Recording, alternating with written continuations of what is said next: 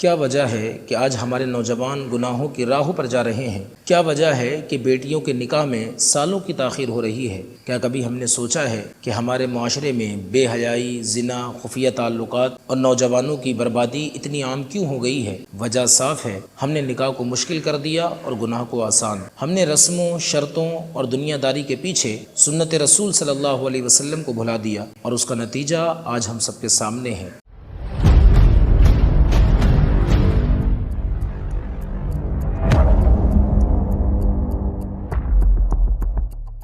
السلام علیکم ورحمۃ اللہ وبرکاتہ۔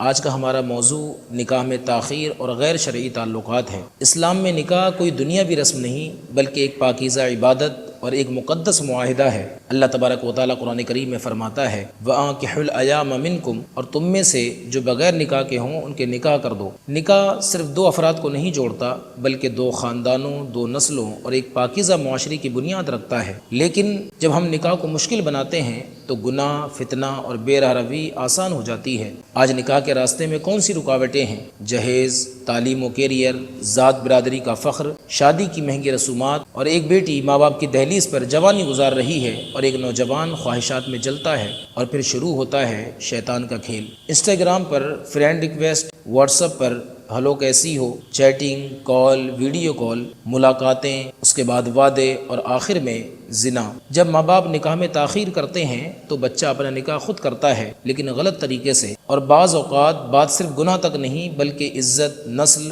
اور ایمان کی بربادی تک جا پہنچتی ہے۔ نبی کریم صلی اللہ علیہ وسلم کے دور میں نکاح آسان ترین عمل تھا۔